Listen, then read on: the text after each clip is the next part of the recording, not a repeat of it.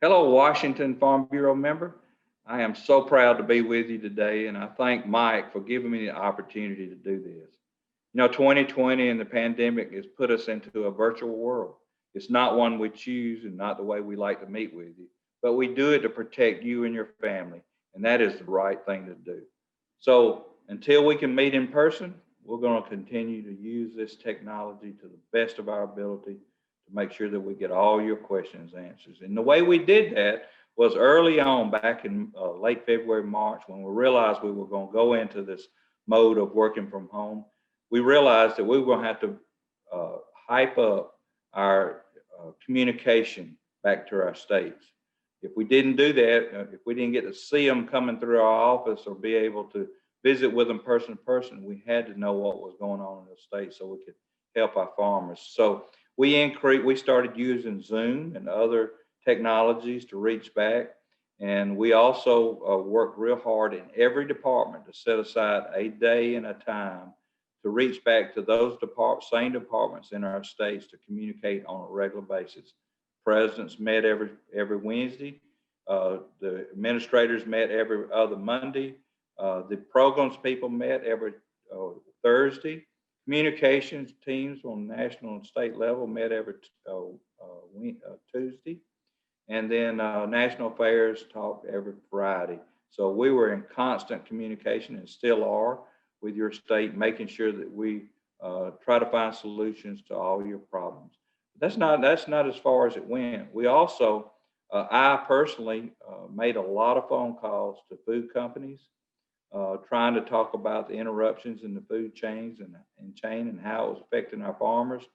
I remember one time where there was a policy at Walmart where there was only 1 gallon of milk per family, and we had dairymen in Wisconsin and across the country pouring milk out. We could not afford for that to continue, and it even continued after the processing plants caught up. So I had conversations with Walmart and other groups to make sure that they dropped those policies and went back to selling milk like they should. We also talked to other areas of government that had to do around beef pricing. We asked the Secretary of Agriculture to investigate the high beef prices that packers were charging the consumer, and the consumer paying a big price, but all that same time, the price that farmer was getting for his beef was going down and down and down. And we all know there's something wrong with that picture. So we created the cattle marketing working group, and it made up of 10 state presidents and some of their national affairs people. And they did a deep dive into beef marketing and created some really good papers, white papers, and they're on our website. We hope that all of you've had a chance to look at them, especially the voting delegates there, so that we can make sure that the policies that we have around that area are current and agree with what our grassroots want it to be. The other thing I'd like to tell you is about the relationships. When I came here 5 years ago, I promised you that we were going to build new relationships, make new coalitions with other groups, rebuild some relationships that were weak and not strong enough. And through those relationships, through government and other commodity groups, this administration, we've been very productive for our farmers.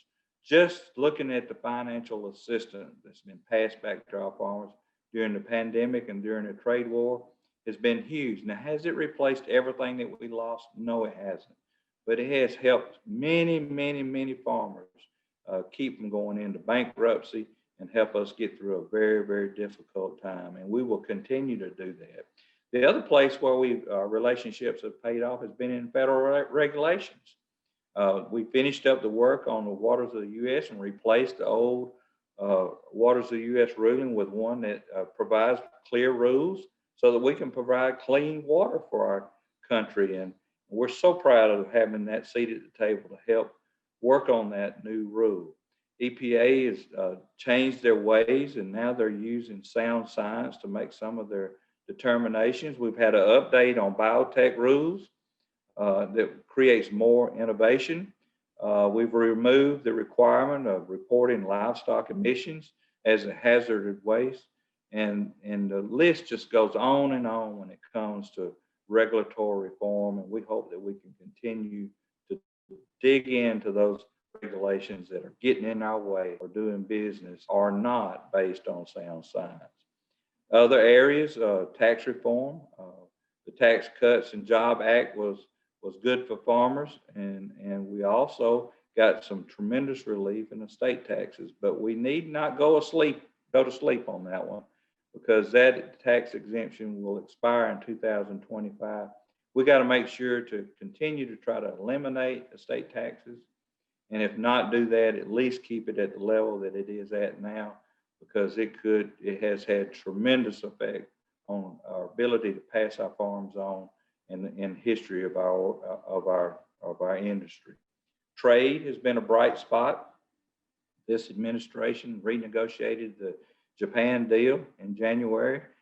It increased our sale of beef and other commodities, helped us a lot in agriculture. The Phase 1 agreement with China went into effect in February and has increased exports to China to $23 billion. And yes, they might not meet all of the expectations in the first year, but during the world economy that we have, a bad economy, and also the pandemic, if they're projecting they'll do 71% of what they had set out to do, and that's still a great accomplishment. $23 billion of ag exports. USMCA, the United States, Mexico, Canada agreement was renegotiated. The rules were made modern, which is going to be a tremendous asset to our American farmers. And it added $2.2 billion to a $40 billion trade deal that we had with NAFTA. So we continue to work with the UK and also with the EU, the European Union, to pull together new trade deals there. They're difficult, but those negotiations continue to go on. We work with Ted McKinney and Mr. Lighthizer and Mr. Greg Dowd at USTR to make sure that we keep moving forward in that direction. And then, of course, there is reasons for encouragement. There are silver linings that have been in 2020 and through this pandemic. And I really want to highlight those because, you know, you think about all the bad stuff that's happened to us, and every time we hear something bad, they say, well, it's 2020. What can we expect? We can't expect anything different. But with this pandemic and our consumers seeing empty shelves, it gave us the opportunity to talk about agriculture because they were wondering whether or not we were still out there working. So we created the hashtag Still Farming to increase the awareness to the consumer about what farmers do. It gave us a perfect opportunity to tell the farmer's story. Now, we couldn't have made this happen without all our state farm bureaus working hard to help push hashtag Still Farming. But we touched 92 million people across our country. That's 1 in 3 consumers out there that we have touched with hashtag Still Farming, and it has reached 89 different countries. So it has been a tremendous success. The other silver lining is this is going to be the first year that we've done a virtual national convention. We're looking forward to showcasing what American Farm Bureau and Farm Bureau is all about. We've waived all the fees, so you can attend as a member or a non-member can attend without paying a fee from the comfort of your home. It's going to give all the people across America and the world the opportunity to look inside America's largest general farm organization, the one that you and I volunteer for each and every day. We think we'll have a record attendance. We hope that you'll be there listening to the great speakers that we have and to give you the opportunity to see some of the great talent in the people that work for American Farm Bureau. So we hope that you'll make plans to attend January 10th through the 13th. And we hope that you enjoy watching it from the comforts of your home. You know, the other thing that has been a silver lining is it has really, through the extra communications that we've made from American Farm Bureau back to our states, it's brought us closer together. We've discovered some things that we'll carry into the future to keep us more united. And as we are united, we know that we're stronger together, providing that one united voice for our American farmers. But if you look outside our organization, there's great division in our country, a division that bothers all of us. We love our country, and we hope that we'll see real soon the people in this country come back together. But it reminds me of a verse in Corinthians chapter 1, verse 10, and it says, I appeal to you, brothers and sisters, in the name of the Lord Jesus Christ, that all of you agree with one another in what you say, and that there be no division among you, but that you perfectly unite in mind and thought. America can and must unite in the vision of life, liberty, and the pursuit of happiness. The unity that we have experienced in Farm Bureau during this difficult time has created a strength of working together and a stronger voice. And we have set a great example to the rest of the country what unity and loving each other can do for us.